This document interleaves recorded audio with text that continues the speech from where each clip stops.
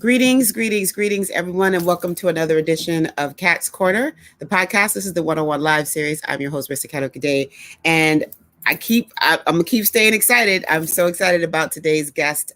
She is a friend, she is a colleague, a sister in all things, curatorial and woke and all of these things. She has been doing the Lord's work, in my opinion, and how she has been pushing back against in terms of the political backdrop of our terrible rancid Fanta president and some other things. And she has a numerous amount of different ways that she does that. So she's a huge podcast called Woke AF.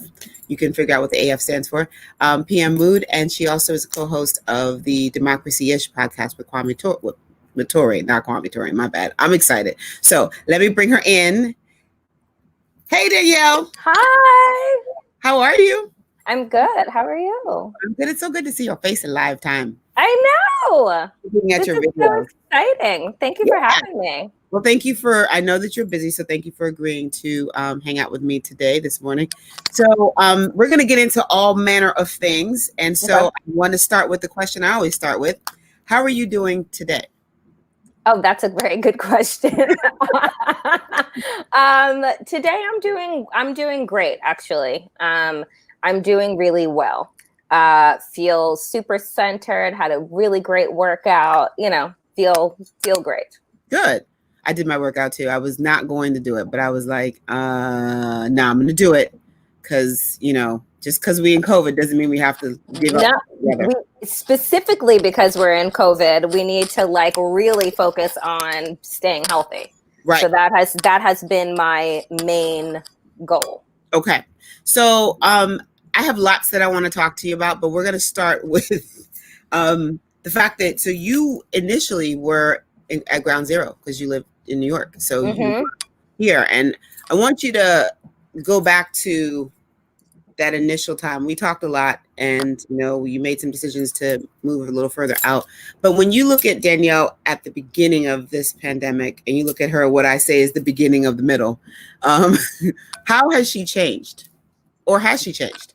Wow, I think that I've changed a lot. Mm-hmm. It's been, what has it been? 5 months, right? Yeah. If we March to August, July. Yeah. Oh my God, it is gonna be.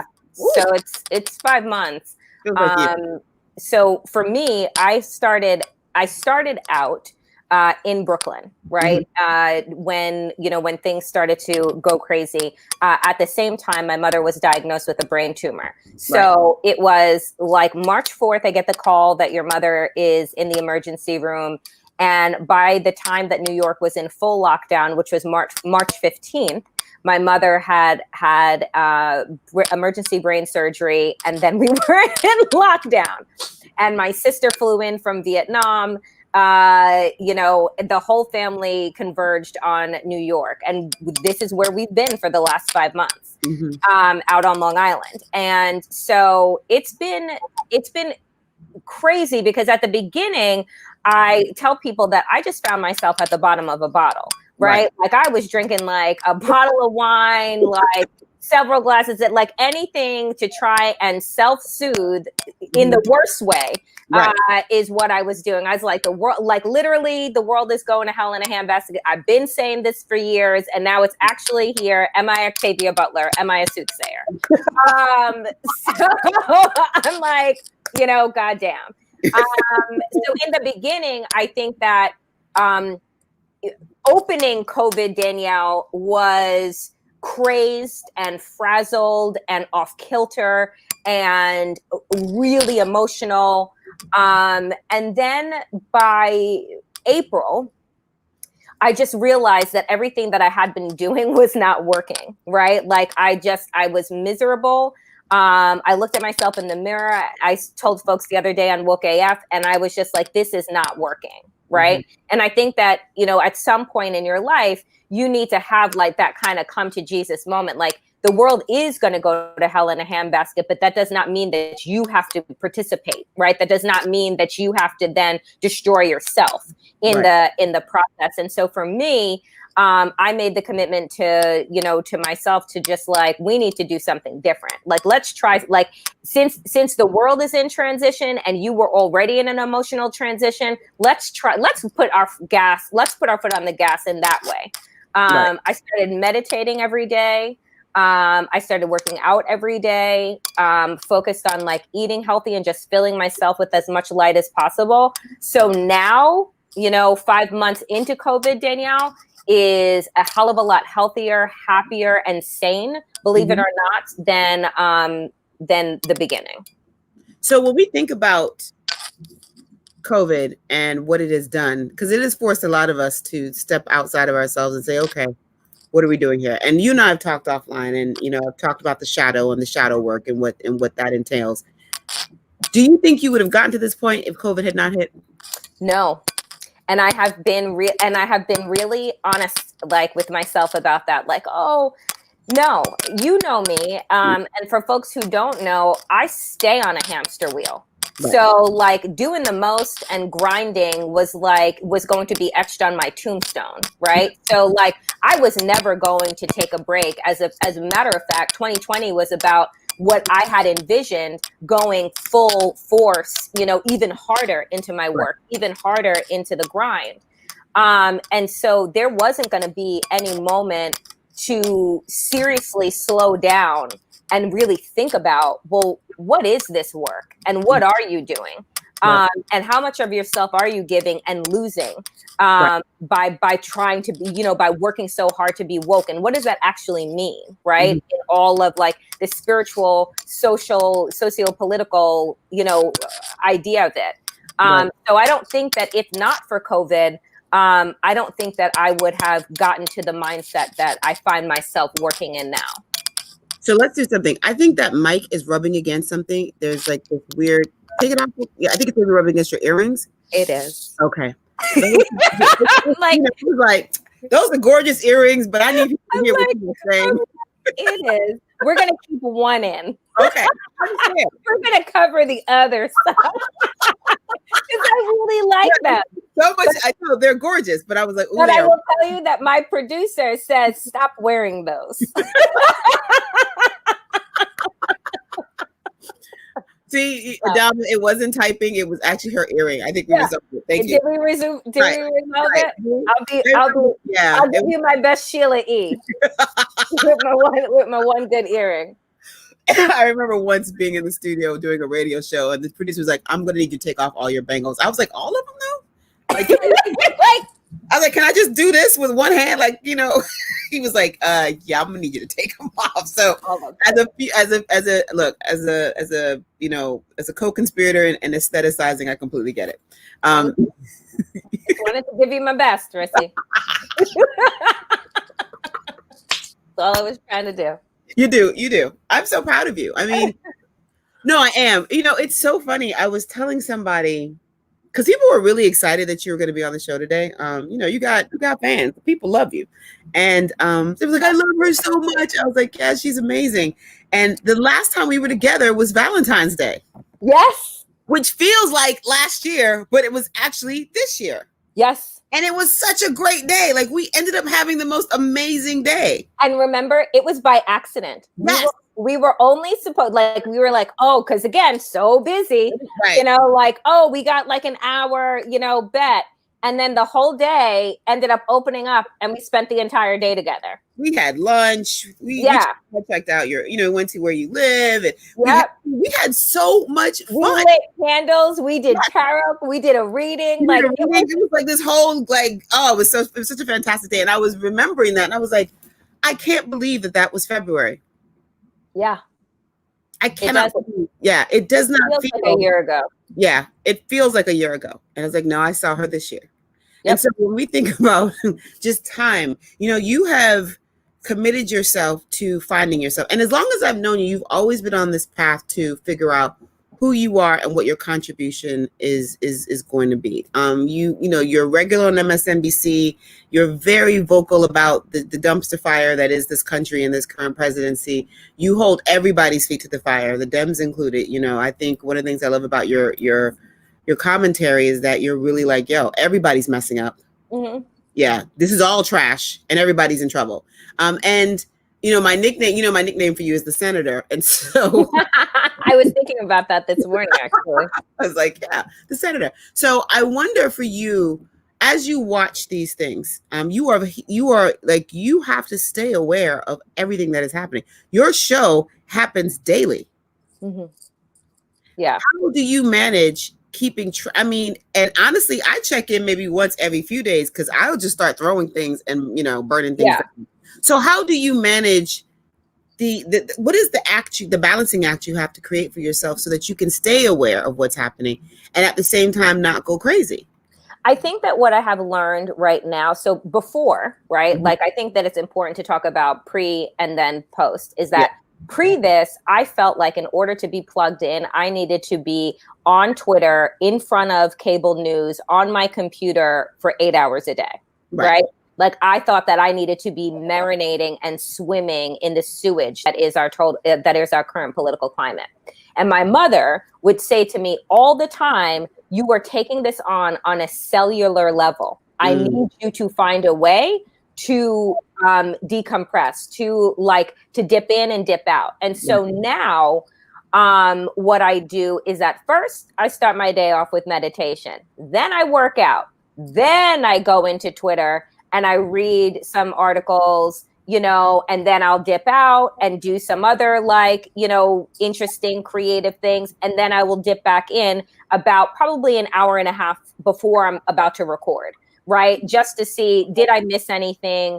Are there certain things that I want to cover? I follow on Twitter lots of journalists, all different types of independent and mainstream journalists, TV, print, the whole of it. So I do that now. And I encourage folks to be tapped in, but that doesn't mean that you need to tap yourself out. So I tell folks dip in, dip out, see what's popping.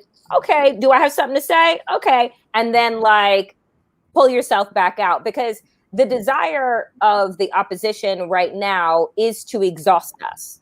Is to grind us into the ground and make us feel like we are so hopeless and we are just filled with anxiety and nothing is ever going to get better. So if you succumb to that feeling of overwhelm, then they win. And so that's why I lean so far into Audre Lorde's quote of self-care. I lean so far into, the Napa ministry, which I recently discovered about rest being part of the revolution. Because if the idea is exhaustion, then they succeed when you're devastated, right? So my whole job now is not to participate in my own personal destruction. That again, so proud. Just are you proud? Reese, I think about you every day. You've been on this journey with me, moving me towards the water for at least a decade. You've been there's the water. You are the water. There's the water. And I would be like, I don't like it. No, I don't think I don't want to be the water. No, I'm but that's who you are. That's what you got to be. And I'm telling you, watching you, the energy of your social media has changed. I mean, you still cussing on Woke AF, which I absolutely live for. Let me just tell you how much I love how much you cuss on Woke AF. I just live for it. But at the same time, there's this other energy now. You are really practicing radical self-care, and it's really dope to see. Yeah. We need more Black women in particular, doing that work, because we need to mirror this at all times. Folks are stressed out and tired, and yes, water. And it's important that we remember that we are plants. Yeah. And I think that, again, I credit all of our conversations, all of the work that you have told me to lean into. And I think that, I am such a on air and just in life, about politics, about participation, I'm an aggressive human being, right? Incredible. And I don't mean aggressive as in overwhelming, but I want to take it all, right? Mm-hmm. And so, so when you told me, back so many moons ago that I was the water, I was like, that seems passive as hell. Ain't nobody want to be the water just laying around like doing. And what did I tell you about water? What did I say to you about water? And then you told me about how water, first of all, reshapes, landscapes, how water, has the ability to, the storms and the tempests and like the leveling and the relaxation, like it all comes from that place. And it was just like one day it finally all clicked. And I was just like, oh, I can do I am all of these things. Mm-hmm. It isn't like my whole idea was wrapped up in not ever wanting to be complacent, right? So right. I was looking at myself as a lake, right? As a still man-made lake as opposed to an ocean. And and I'm telling you, these little shifts, people are like, I want life to change real quick. And I was just like, well, it did. Thanks, Corona. But like, aside from that, these incremental shifts really do create monumental transitional moments. And I think that, even my mother, everybody who listens to WOOSah knows that my mother is a yogi. She's like, has always been, I think you choose who your caregivers are supposed to be. And my mother was definitely my soul's choice for a reason. And, and she has told me like, wow, your energy, like you're being your full and complete self. You're not just being like this rage junkie over here. Like you're being like this full person now, and everyone is seeing it. Right. And that, like, that's your truth, right? Like you've been running from your truth. So yeah, it's a lot. Rona done did a lot. Rona has been like, let's open this up and let's look and see what we need to do. And it's a good thing. Like, I love how you've positioned Woke AF to be sort of that daily dose of intellectual critique, but it's very accessible and down to earth and has rage. When I talked with my students about the Black arts movement, one of the things I often say is that movement, the Black Power movement, was important because it finally let Black people be openly and righteously rageful about all of the things that were happening. And what I appreciate about Woke AF is how righteously rageful you can be. I'd be worried sometimes, like, I hope the baby's drinking water. It's a lot of rage, don't let them dry out, stay juicy. But I think that it's important for us to see that party. And I think, to be quite frank with you, I don't think that I think sometimes it's sometimes it's a surprise because the way you present is not very aggressive or righteously rageful. It's like you're all like da da da da, and another thing, and then you go in, and it's like you run people for filth. It's amazing.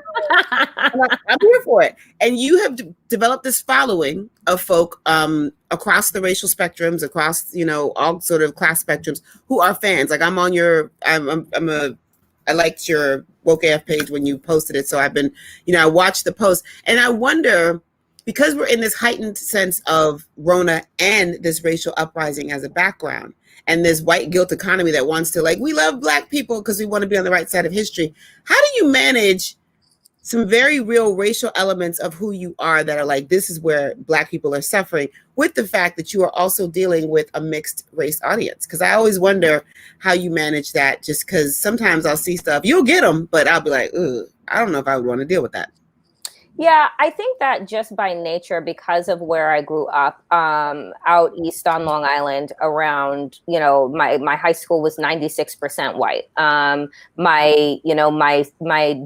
stepdad is white. My friends have always been a mix of people. But, when I speak, like, I just tell the truth, right? And so if people have issue, and I'll tell them on the show, like, if you find yourself, well, that's not me, then I'm not talking to you. Right. Like, stop, like, don't be so self-centered, but understand that if you are white and I'm having a conversation about white supremacy and your participation in it, I want you to unpack it. It is meant for you to be uncomfortable, right? Mm-hmm. It is meant for you to think about the ways in which your life and livelihood has benefited off of the currency of violence, right? Towards Black people, Black bodies. And so, I challenge people, and it was, by training, I'm a teacher, right? Like I started my career as an educator in the classroom, early childhood education, and I have transitioned in many different ways, but I'm still an educator.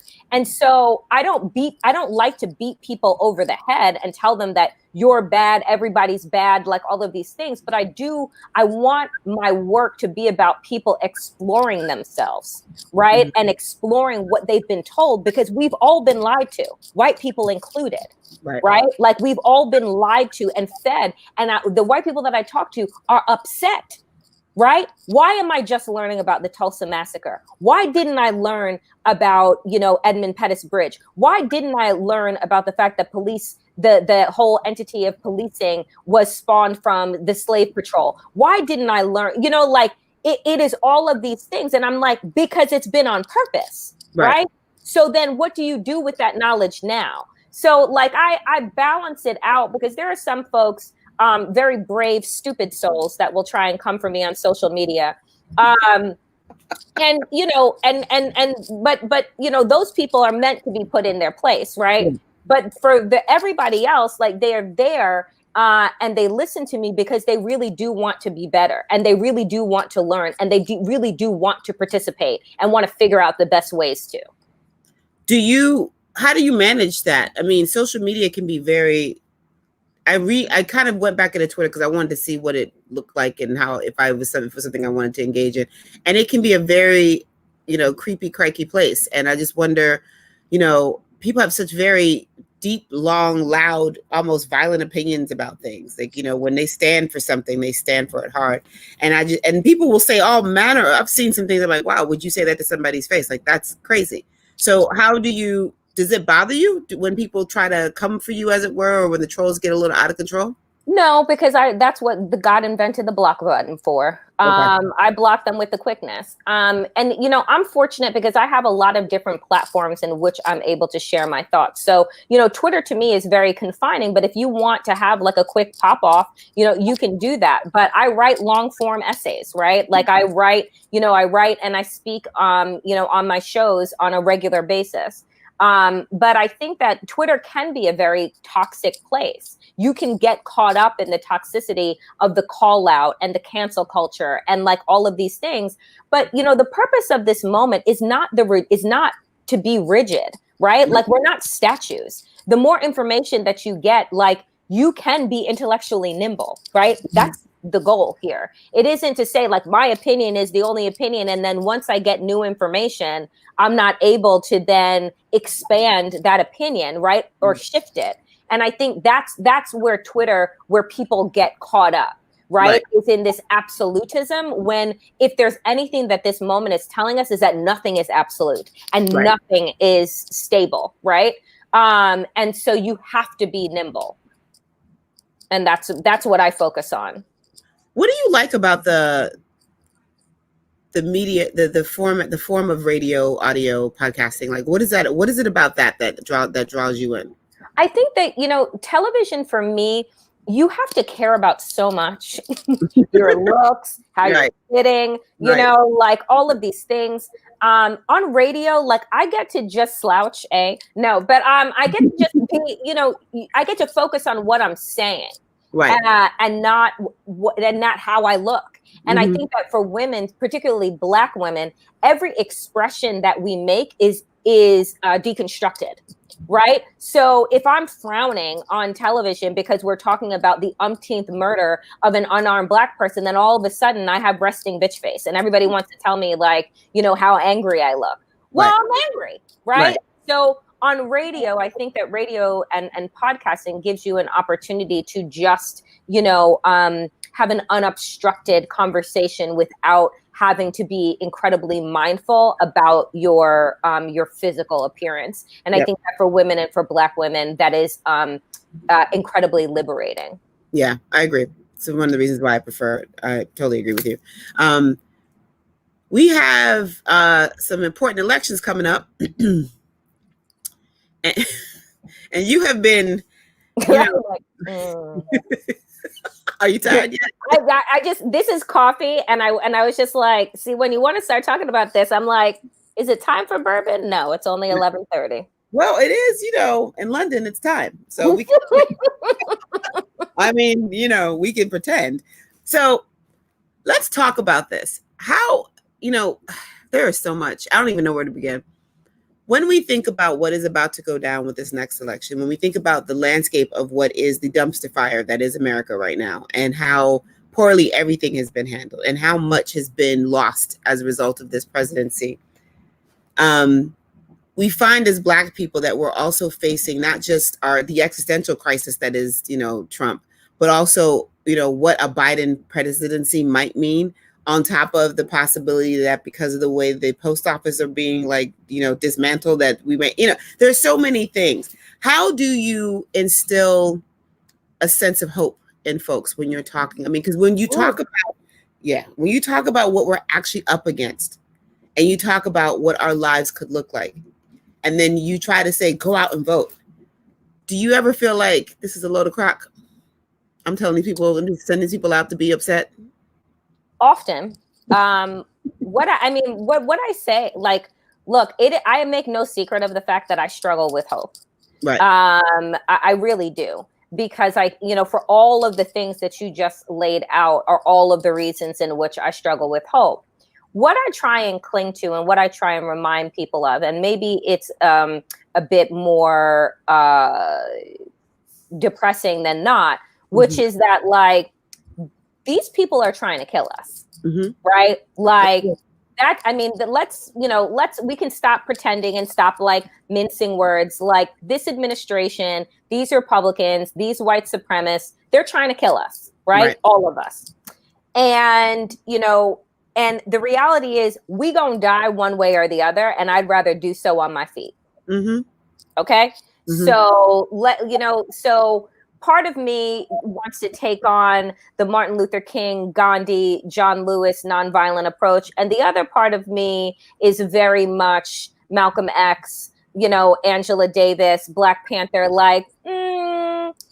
we're going out one way or another. Right. So what I try and tell people is that the power lies in our hands. They would not try and suppress our vote. They would not try and tear gas and beat us back with nightsticks and, and rubber bullets and the whole nine if they were not afraid. Right? So the power that you have, regardless of every single way, through the defunding of the U.S. Postal Service, through the restricting in voting, through the shutting down of polling stations, all of these things, they're all happening.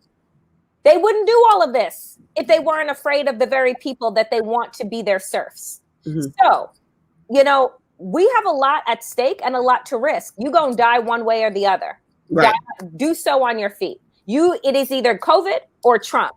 Both of them can kill you, but there's a cure for one of them. And the cure for one of them is voting in mass. The other one, we're going to have to figure out.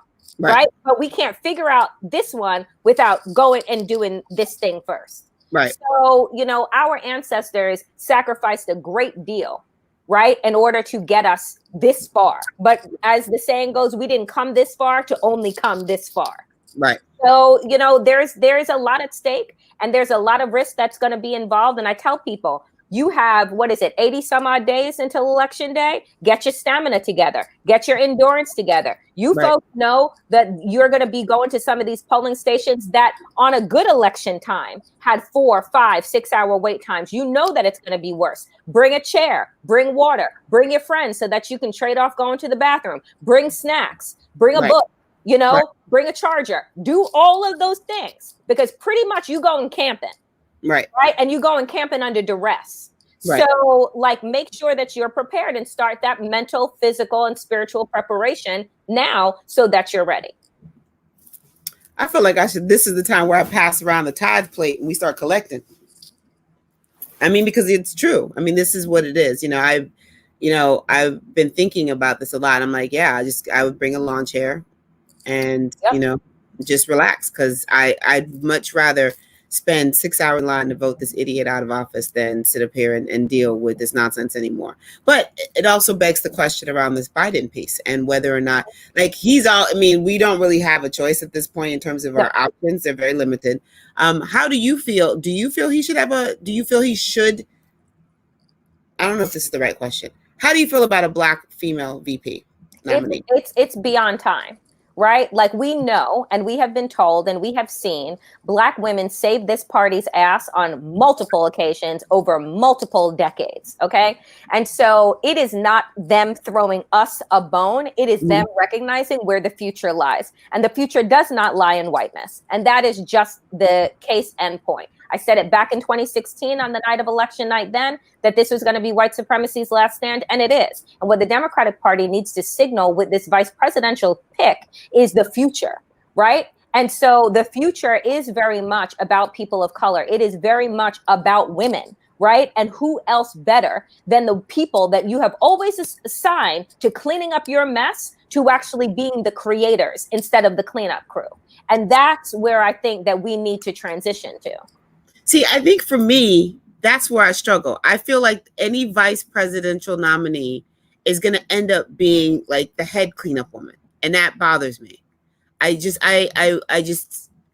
honestly don't think Biden is going to make it through the first term. I'm not even going to lie. I just think that something's going on there that we just need to be aware of. And I just knocked on wood. I'm like...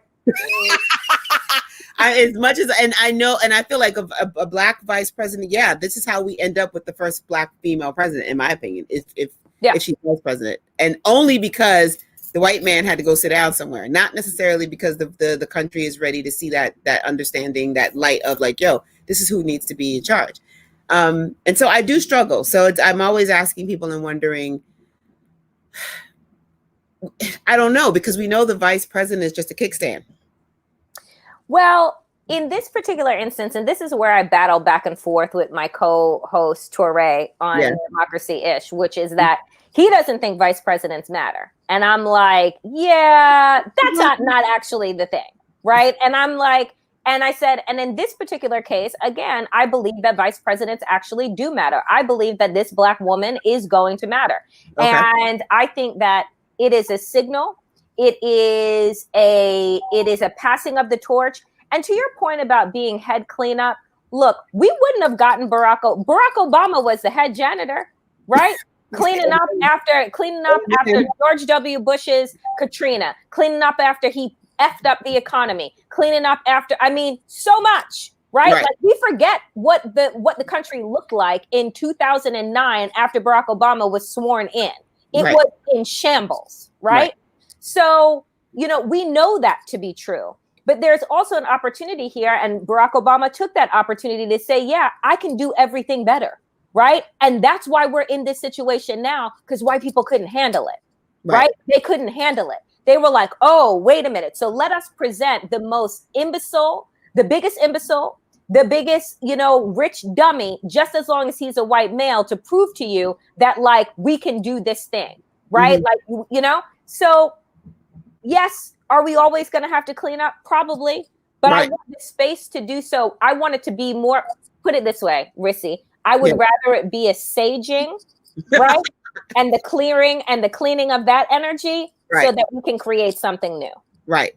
Versus it ain't a mop and bucket situation. Okay. It is a I stand open. I still have my feelings about it, but this is probably the best sort of response I've seen to my concerns. Who would you want to see in that vice president spot? So who I want to see and who I think is going to be are two different people, but who I would like to see is Stacey Abrams. I think that Stacey Abrams would be the choice. The incredible voting infrastructure that she put together in Georgia when she ran for governor. And in my mind, she is the governor elect, because if not for Brian Kemp's cheating, lying, stealing ass, she would be the governor of Georgia. She registered 1 million new people to vote, 1 million new people, Black and brown people to vote. She is a daughter of the South. She's an extraordinary academic, smart as a whip, believes in democracy. And I think that she is the future. And I think that the Democratic Party knew that because she was one of the most eloquent people to give the rebuttal to one of Donald Trump's nonsense, whatever you call it, State of the Union. It was a state of dysfunction. But who I think that he will end up choosing will probably be somebody along the lines of a Kamala Harris, Senator Kamala Harris, or potentially a Karen Bass, a congresswoman and head of the Congressional Black Caucus, who is being pushed very hard by the establishment. So here's my question. You named 3 very powerful Black women. What do we lose when they take that position? So if Stacey Abrams takes that position, what happens to this infrastructure machine that she's leading to make sure that people can vote? Because I think that's part of my concern. Like, well, who fills the gap when they leave? Because Stacey isn't giving up an electoral seat, I think that she can create, or probably has already created, whatever parameters are necessary so that the work that she began continues. I think that for Kamala Harris, again, we lose nothing in terms of the Senate because she's in California. They're going to pick another Democrat. It may not be a Black woman, but it'll be another Democrat. Karen Bass, same. She's from California. Again, so we're not losing a seat, you know. And most likely, I think in Karen Bass's district as well, it will most likely be another person of color to replace her in a special election. Okay. Have you ever thought about running? I run to the fridge all the time. No, because, people ask me that all the time, and you ask me that all the time. I'm gonna keep asking. And no, the reason why I don't consider running is because you have to make too many compromises as a person, and I don't want to compromise the way I think, who I offend. Like, I don't, like, if you don't like me, you can change the channel, right? But I don't believe in political contortionism. And that is a skill that I am not interested in developing. Right. So no. So my nickname for you will always just be in jest. It will never become a reality. Yes. Okay. Unless by God, in some reason, at the ripe old age of 50 or something like that, I decide, you know what? I could do it. Why not? I've done everything else. I'm bored. Let's be senator. Yeah. And I live in New York, so I'm trying to think who has to be knocked off for me to do that. Well, Schumer will be gone. Gillibrand will have moved up. You never know. You never know. I'm keeping this as proof at some point. I'll think it'll happen. So one of the things that I absolutely enjoy about what you do is your family is a big component of how you show up. They are weaved into every narrative that you tell when it comes to, who you are on Woke AF or, PM Mood, the whole 9. And your sister and you have been doing these things called Fucking Fridays, which have been so much fun. Thank you. And yesterday was the last one because your sister is, going back to, she's going to where now? Bangladesh. My sister's an international school teacher. She spent the last 10 years in Vietnam, and now she is headed to Bangladesh. I had the opportunity to view the We Are the Radical Monarchs documentary, and I moderated a conversation for WHUTV on Thursday. And one of the things that they kept saying in the documentary was that they were trying to teach the young girls the importance of fierce sisterhood. And when I think of that, I often think about you and your sister. And I wanted you to share a little bit more about what this fierce sisterhood looked like to you. Well, in general, or with me and my sister? I'm like, we got time. Go for it. Okay. So I would say that for my sister and I, like, one of the reasons why I wanted to do, Fucking Fridays with her is because we have always shared the same political beliefs, the same idea about equity. And social justice. And it was, for both of us, it was one of the reasons why we went into the classroom. We went into the same master's program, and she, continued on with teaching. And, what I think about sisterhood is, I think about, for us, it really is like this completion of, of my personhood. Like Nicole was, we joke, like, she was my first friend, right? Like, she's my first friend in life, right? Like the first person I laid eyes on. I didn't lay eyes on my mother first. My mother was it was 1979. She was knocked out. She didn't see me till the next day. She's like, if you don't knock me out, I'm gonna hate this child. So my sister was the first person that I saw, and we've always said that if we weren't sisters, we would be best friends, because there's just like this simpatico relationship that is there. And, you know, it is about like understanding and caring and like giving each other space to like be who you are. We're very different people. I'm very, you know, gregarious. Nicole is not, which is why I think that the show that we did on Instagram was funny, because you can see like the very big differences in our personalities. In sisterhood in general, I think that it kind of is similar. It's about creating space, right? For the different manifestations of sisterhood and womanhood, and like, and what that means, and the energies that each of us bring to the table.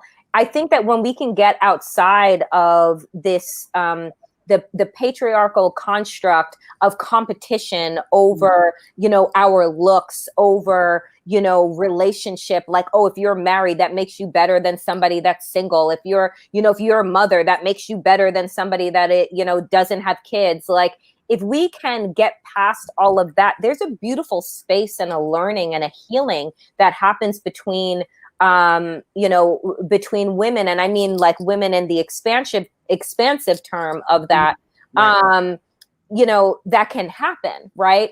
And so I think that it really is about the appreciation of the varied energies and vibration that we all bring to the table. And I'll just say this, because people this week in particular, I don't know how you feel, so I'll just put it out there. People get all in their feelings about female rappers these days, right? Sure. So Cardi B and Meg Thee Stallion put out a single this week, right?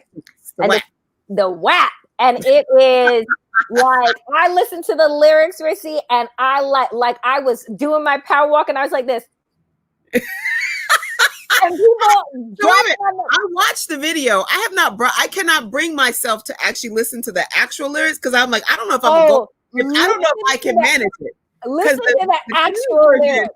The clean version had me feeling like, oh my goodness. Let me tell you, listen to the real lyrics, because I watched the video too yesterday, and I was like I thought I was gonna go to the dentist because my jaw was all messed up. And so people are like, you know, clutching their pearls and doing the most, and they're just like, oh my God, this is so filthy, this is so disgusting, blah, blah. And I'm thinking to myself, why? Right? They are women that are talking about sex and loving sex and wanting somebody that has enough energy. Do you know what I'm saying? They're also understanding the power of that part of our the power of their sexuality, the power of their femininity, and they're putting it on display. And, you know, and I was just like, you know what? As my jaw is on the ground, I'm like, that's not my personal expression, but goddamn, if that is not fire, right? Like, God, I was just like, you know what? I'm listening to this. I'm straightening up my back a little bit more, right? Like, let me tell you something. You better ask for what it is that you want. And if somebody ain't delivering it, you better move on. You better move on. And that's how I felt. I was like, it may not be my personal expression, but I was just like, there is power in what they are expressing. There is power in what it is that they are saying. And so to me, that sisterhood, because this idea in hip hop that there can only be one woman rapper, and so you must tear each other down. Yeah. I thought that what they were bringing to the table was fire. I thought it was fierce. You know, so I absolutely loved the video until I know. You know, they could have stopped it at the cameos. I wasn't interested in the cameos. But so a couple things. I love the Lil' Kim homage, because this is everything, anybody who doesn't understand the context of WAP It's from the movie BAPS, which Yep. stands for Black American Princess, Halle Berry, and I can't remember the sister.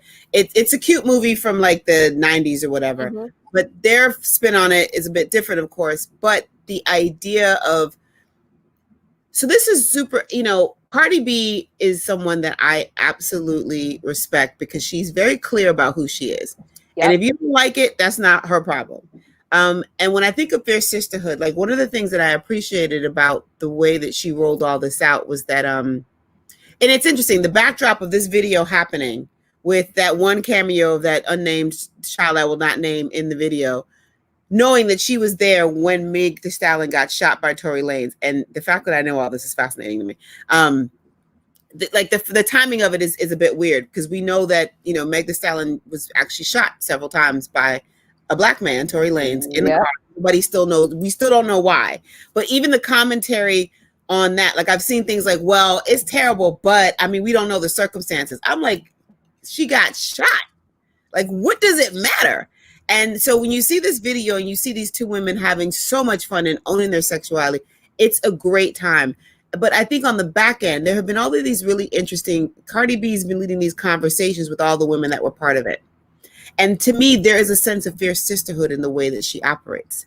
But someone else posted something that I had not considered around this idea of hoe culture or horror culture being, it's all fun and games when you have money and protection. So yeah, for me, I can listen to it and be like, ooh, okay, that's a little spicy. I could be in my house, popping it and locking it and doing my thing because, sometimes is that going to be on the next podcast? Because I want to see that. Who knows? But the thing is, there's a privilege that I walk with as a Black woman with my background where I can be voyeuristic in that space. And so when I see these tweets, I mean, there was one woman that was like, twerking is disgusting, and women should be ashamed of themselves. It's vile. Da da da. It was a Black woman. I was like, why are you so angry at these women minding their business? Like the number of people that watched it, especially the conservative white people who've watched it are now complaining about it. It's like, okay, but you watched it. So what did you watch it for? Because it's not like these people don't tell you who they are up front. You know who Meg Thee Stallion and Cardi B are. You know what they're about. So these comments and this idea that you have to tear them down. Rhapsody actually got on Talib Kweli's show, ironically enough, to talk about how tearing other women down is not the way to go, that those women should be able to express themselves however they want. I should be able to express myself however I want. And the playing field be wide and open.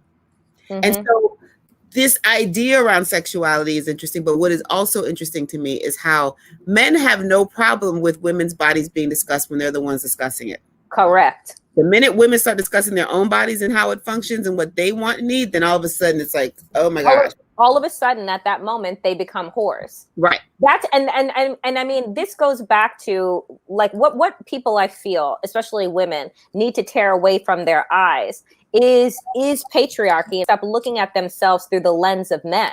Right. Because the idea is the Madonna and the whore. I mean, you go back to biblical times with this. Go back to, again, women owning their power. Guess who they were? Witches that were burned at the stake, right? Like there has always been, and I use Christianity because that's what I know the best. But you go back through these things, and anytime a woman has owned her power, owned her voice, owned her sexuality, she was banished, she was beaten, she was abused. Like that is the thing. And so there is a repression that has happened to women because of that. What I love about the Meg Thee Stallions and the Cardi B's of the world is that they don't care, right? Like they are working in direct opposition against that and challenging other women to do the same. You don't have to model after them, but you have to ask yourself, wait a minute, why am I not asking for what I want? How come how come I don't feel like I can express my sexuality, my femininity, my power in the way that I want to, because I am fearful about the reaction that I'm going to receive from men or the reaction I'm going to receive from the clutch pearl women of the world, right? And so I appreciate those women who are grounded and very much know who they are, and whether or not people want to get into, oh well, they are products of capitalism and the hip hop industry and blah blah blah blah blah. Sure, we can deconstruct that all you want, But the reality is that there are other people that do different things.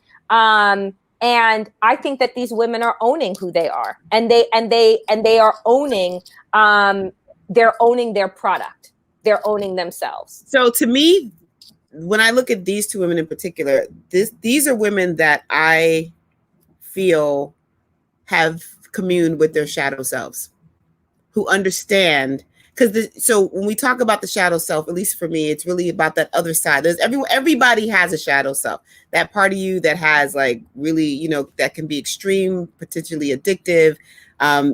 Just if let out could just be a mess, right? But when you don't commune with them and you repress them, they come out in really kind of jacked up ways. Mm-hmm. And so when I watched this video, I was like, because I've been doing a lot of shadow work, and I feel like that's what the pandemic has been about. Like, okay, for those of you that say you want to be better, all right, commune with your shadows. Figure out a way to let your shadow help you navigate this earth plane, because the earth plane is full of shadows and strangeness, and everything it's not all one way. Like, these extremes exist, but we have to find out somewhere in the middle. And I watch these women, and I'm like, these are women who have found a way to commune with their shadow selves in a way that lets them be authentic. So I think that they're grounded because they're not afraid of that dark space of themselves, the dark side of ourselves that we're like, oh no, we can't look at, or, I'm not going to twerk because that's the devil doing the work. And I'm like, okay, and I am proud of them in that way. But it's fascinating to me because I feel like from a womanist perspective, the way in particular that Cardi B has moved has been so very inclusive of women. And she's doing it out of a sense of this is the way it should be. She's actually doing something that I think that a lot of us could be modeling in terms of how she includes folks. And I think that part is, she took care of herself first. She put her own mask on first. And now she's like, all right, let me help you put your mask on. And I love it. I'm here for it. I think it's fantastic. And it was so funny because I thought about WAP and I was like, are we going to talk about WAP, Danielle and I? So I was actually, it was on the notepad in my mind. But then here you were bringing it up. I said, I guess we are. I'm here. Because I was in like discussion with, girlfriends in a chat group that we have.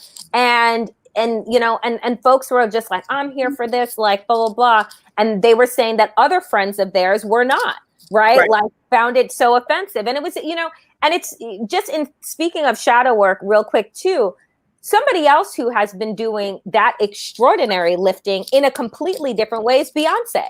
Mm-hmm. Right? Like in Black is King, right? And like then this next iteration of her and like what that means. And again, the power of her womanness, the power of expression and her artistry and like her Blackness, right? And coming into that and syncing those lives up. I think that that's where women find their power. There's so much work to mm-hmm. divide us from our true selves, to divide us from that entity. Like there's so much work and you have to ask yourself, why? Mm-hmm. Right? Why? And so I just appreciate these women so much for doing that, for being in that expression, that authentic expression on themselves. Because when you see people being free, right, like it liberates you more. Right. And that, and that's just the truth. Like we can all get free from through each other. Right. And I think that that's important. Well, I mean, one thing I do appreciate, I haven't watched Black is King and I have my reasons, but one of my biggest complaints was that when the original Lion King stuff came out, that there was a lifting of some African artists' work in the way that she presented the video. And I remember being on a panel saying, you know what, I would love to see her hire these people and let them actually create with her. And so that was when I saw that, I was happy. I was like, okay, that part, I'm happy to see, because it is important at this stage. She's gone so far beyond what I think any mere human could go, that she doesn't lose anything, by including other people in the space. And I even enjoyed the her and the Meg, the Meg and her remix of I thought that was of Savage. I thought that was, I actually was like, yo, that rocks. I totally dig it. And so the space now where women in particular are practicing fierce sisterhood is very, very, for me, that is the thing that needs if nothing else comes out of the pandemic, that's the thing I want to see, because I see it on what I call the unchecked levels, the levels where us non-blue check people are out here living our lives. I see fierce sisterhood happening in the way that you and I connect the way that I connect with a lot of the women in my life. Like, we already have it, but it's not amplified in a way that I think could be easily modeled. And so having this sort of happen, this explosion of just Black women out here doing their thing, I'm here for it. I think it's important. I absolutely think it's important. I think it's exceptional, and it's a beautiful thing to see, specifically with Black women and women of color, because, you know, we have consistently been, you know, what is it, the mules of this country, right? The mules of this planet. And so, you know, the work focusing inward and then as an expression lifting each other up is just a beautiful thing to see. Yeah, all around. So we're coming to a close, and I got a couple more questions. I'm trying to decide which one I want to ask you. We talked about so much in a way that I knew would be absolutely beautiful. Well, actually, let me ask you this, because I actually really love listening to you and Touré go back and forth with Democracy-ish. How did you two come together? We did an MSNBC panel, like I think it was like 2 years ago. We were on the same show. I'd always been a fan of Touré, of his work, and we were on the same panel. And afterwards, we just had like a vibe. And there's not a lot of times when I do panel discussions with people, and this is back when we could still do them in person, where it was just like a real vibe, and we had never, done anything like that before.